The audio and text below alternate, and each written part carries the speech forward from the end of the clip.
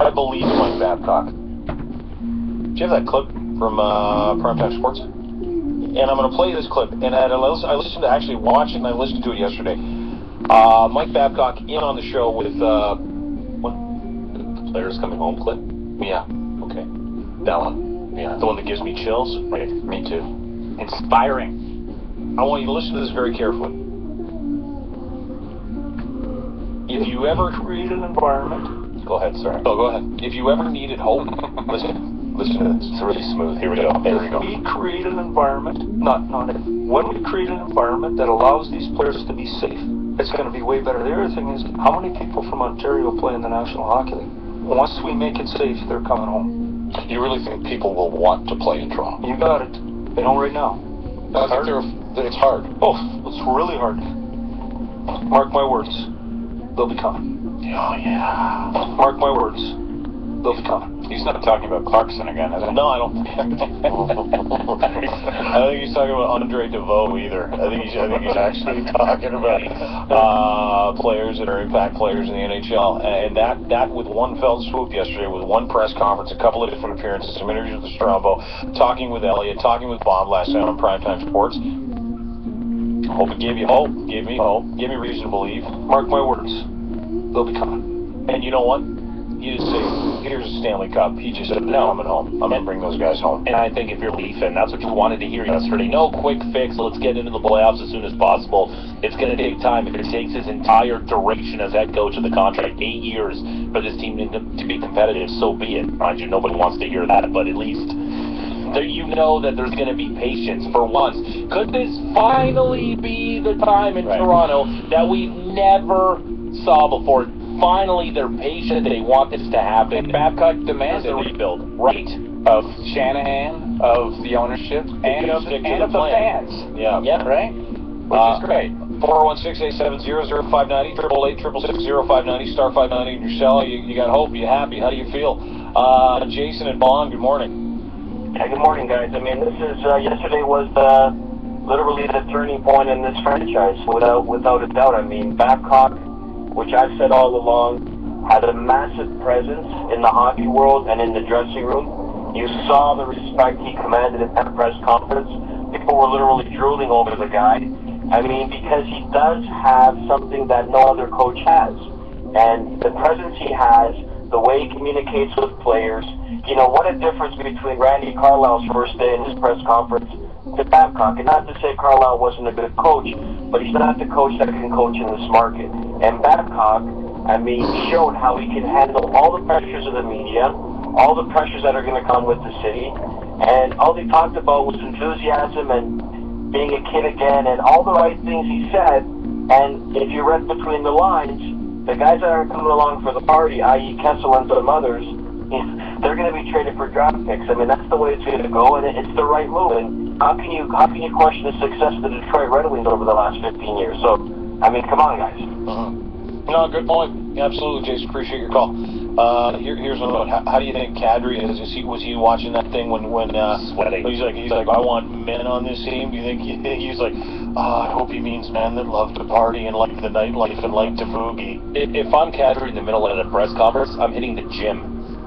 Now, I stopped watching and going to the gym and started working out. Especially when Babcock said you got to be professionals on and off the ice, the way you live as well.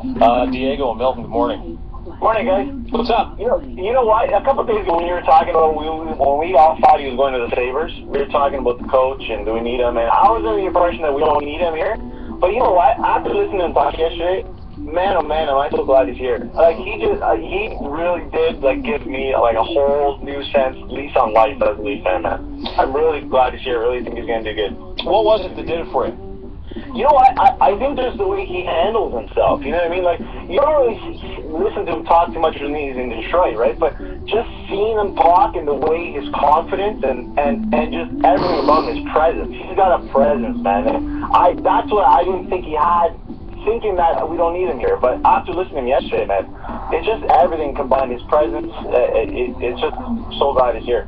Yeah, appreciate it, Diego. Absolutely. That's one of the things Ken Holland said yesterday, too. He was on with Bob on Primetime, and he said, you know, he's just got this presence. He's just got this work ethic, and he demands it because it's how he works. So he got off a plane in St. Louis with Mike at 2:30 in the morning. He said, see you in the equipment room doing video at 6:30 tomorrow, boys, and he pointed to everybody. And he was the first guy in the room, and he was the last guy to leave. And he carries himself like that. When he walks to the podium, even in as much as he talks, that steely kind of 1,000-mile view that he takes into everything, you know, you just take him seriously. And hey, say what you like about Randy Carlisle. Leafs clearly didn't take him seriously. Players didn't take him seriously.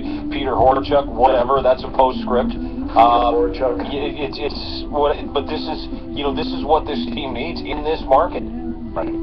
Well, that caller was basically saying how I felt a couple of days ago when it looked like he was headed to Buffalo.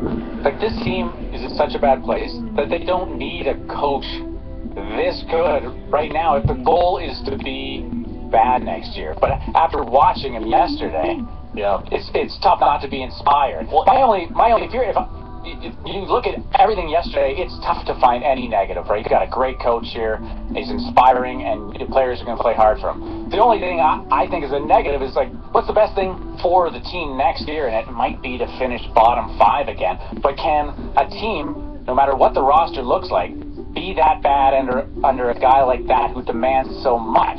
Well, that's what you do need players here, and getting a good young top player like being the Austin Matthews sweepstakes next year, I think is a really good thing for the franchise. But can they be that bad under this guy, I wonder? Well, that's the thing, though, Favreau, but he's the perfect guy to start the rebuild because everybody's going to come in and know the system. That's why he's the perfect coach. And when you have those worries that he's such a good coach, he's going to be the guy who's going to build this organization from top to bottom, and he'll have complete control of what happens in the Marlies as well. Yeah. So that's why he's the perfect coach for this right now, right? And they'll believe him. And the other thing that he has, credibility. Absolutely. The other thing that he has that not many people have is the ability to turn off the media and not give a crap when asked about coaching in Toronto and how he felt about the media surrounding him and being the leeches that we all are. Just think about it as a player when you go to a press conference or you go talk to the media after you win. You're used to doing that. You win all the time. The media's not so bad, are they? They're actually saying good things about you. You know, when you work real hard and you bring it every day and they say good things about you, it's not bad. Over the years, I had to turn the standings upside down in Detroit when things weren't going very good or we lost a bunch in a row. I stopped listening to the media. I listen to country music and I don't listen to the talk radio. Why? I can beat myself up. I don't need any help. Steve Hamilton, good morning. Good morning, how are you? Good, how are you? Excellent.